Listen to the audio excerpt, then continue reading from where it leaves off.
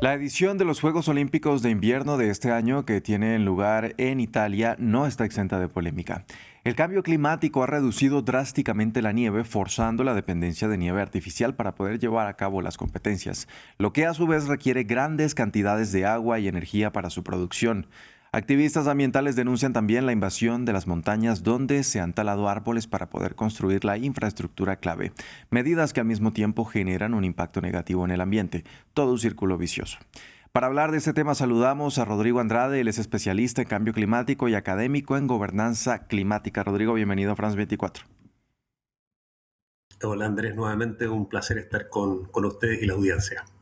Rodrigo, mientras el Comité Olímpico Internacional dice que todos los proyectos se están llevando a cabo de una manera sostenible, hay organizaciones ambientales que señalan que no hay prueba de que se certifiquen dichas declaraciones.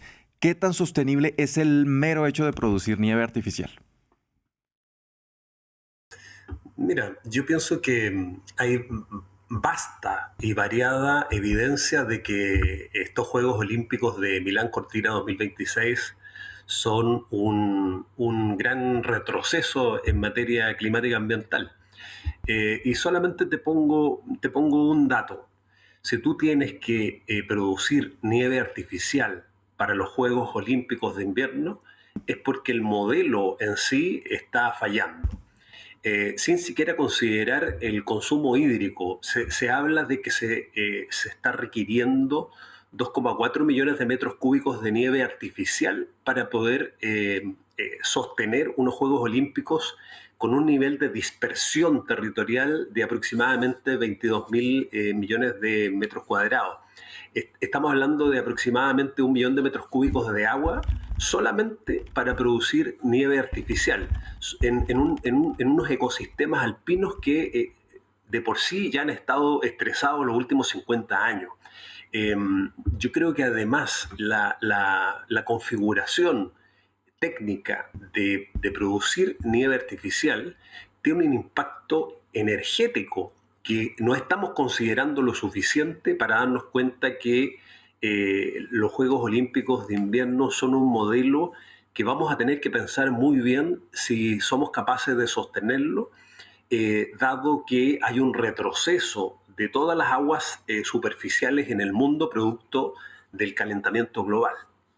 Aparte de este impacto energético que usted menciona, ¿cuál es el impacto real que tiene entonces la nieve en el ambiente en sí?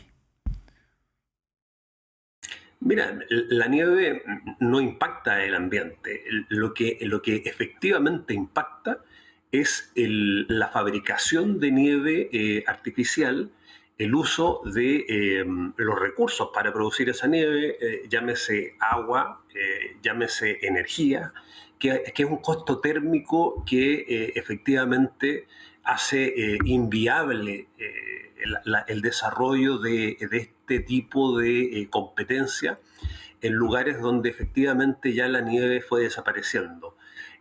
Yo creo que esto da cuenta además de una contradicción entre el Comité Olímpico Internacional y Naciones Unidas para el Cambio Climático.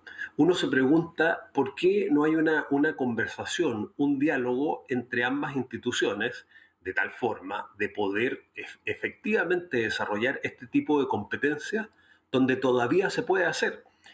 Yo estoy en este momento en una ciudad en el sur de Chile, una ciudad que se llama Pucón, donde hay nieve. Estuvo lloviendo y nevando los últimos 3 días y hay una cantidad de nieve suficiente como para desarrollar este tipo de competencias. Sin embargo, el Comité Olímpico Internacional no toma en consideración las variables ecológicas para el desarrollo de este tipo de competencias. Entonces estamos hablando de una generación de 1.000 toneladas de CO2 y solamente para que ustedes tengan en consideración de esas 1.000 toneladas de CO2, un poquito más de 400.000 toneladas proviene solamente del desplazamiento de los espectadores y de los competidores. Es decir, estamos hablando de un impacto en tráfico aéreo regional por sobre el 160% para estas 2 semanas.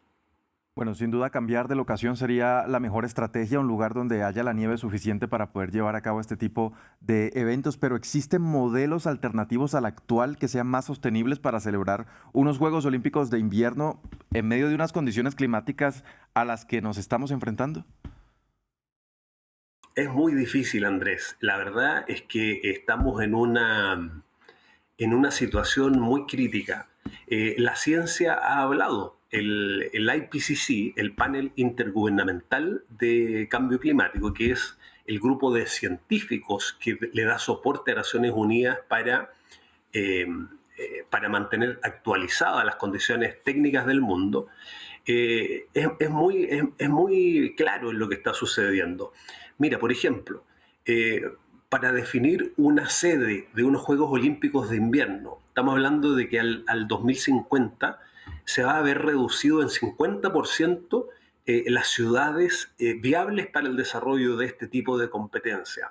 Estamos hablando además que si se va a reducir a la mitad la cantidad de ciudades viables para este tipo de competencia, estamos hablando que cada vez vamos a ser más dependientes de químicos y de energía para la fabricación de nieve artificial. Estamos hablando además de que estamos de 34 millones de toneladas de hielo glaciar anual que se está derritiendo en el ritmo actual, ni siquiera considerando un incremento mayor de la temperatura producto del efecto invernadero.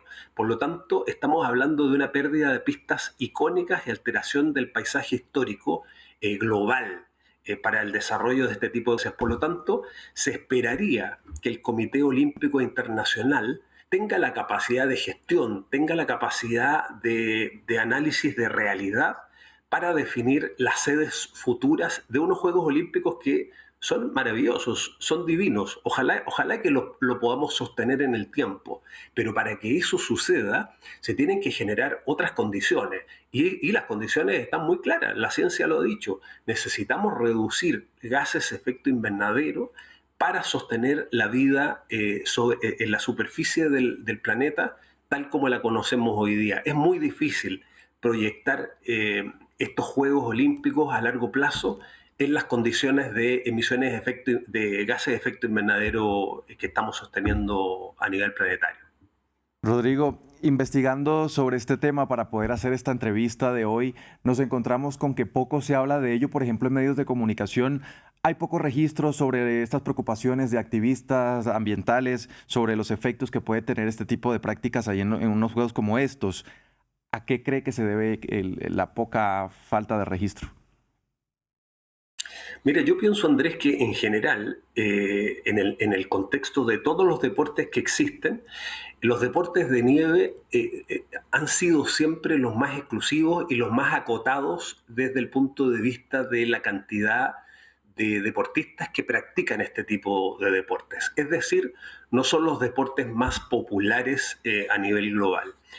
Y no lo son justamente porque los ecosistemas de nieve, los ecosistemas de frío extremo, así como la Antártica o el Polo Norte, han sido ecosistemas que en general se ha estudiado poco y todo lo que se ha estudiado no es del común conocimiento de la población global. Lo mismo sucede con los ecosistemas de montaña. Son ecosistemas más bien solitarios, más bien abandonados y lo que se ha estudiado de ellos es poco conocido. Por lo tanto, el efecto que eso tiene en la población común, en los medios de comunicación, en la ciencia en general, son registros muy acotados de la realidad que hoy día enfrentan ese tipo de ecosistemas. Ahora, creo que efectivamente los Juegos Milano Cortina 2026 han sido, por contraparte, una oportunidad para comprender mejor lo que sucede en este tipo de ecosistemas de frío extremo. Creo que en el caso de los países como Chile, donde yo habito, que tenemos la cordillera de los Andes que nos recorre varios miles de kilómetros de norte a sur, y que además concluyen en el ecosistema antártico, es una oportunidad para nosotros entender que aún tenemos condiciones privilegiadas, puesto que los efectos del cambio climático, en el caso nuestro, no han sido un impacto tan negativo ni rotundo en estos ecosistemas, sino que más bien se han expresado en sequías, que es otro tipo de fenómenos asociado a otro Sí. tipo de actividades humanas. Entonces, creo que allí hay una oportunidad a escala global para comprender mejor cuáles son los efectos directos, concretos, medibles en los ecosistemas fríos. Además, Andrés, y perdóname que me tome unos segunditos más, creo que la crisis que se está produciendo producto de los Juegos Olímpicos Milano Cortina 2026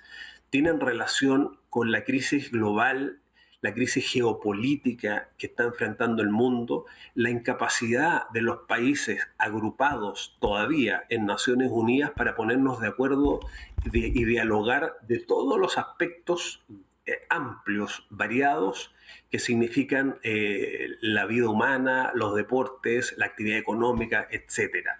Creo que efectivamente, no sé, ayer nos enterábamos de que el gobierno de Estados Unidos había eliminado todas las categorías técnicas que se usaban para medir las emisiones de gas de efecto invernadero.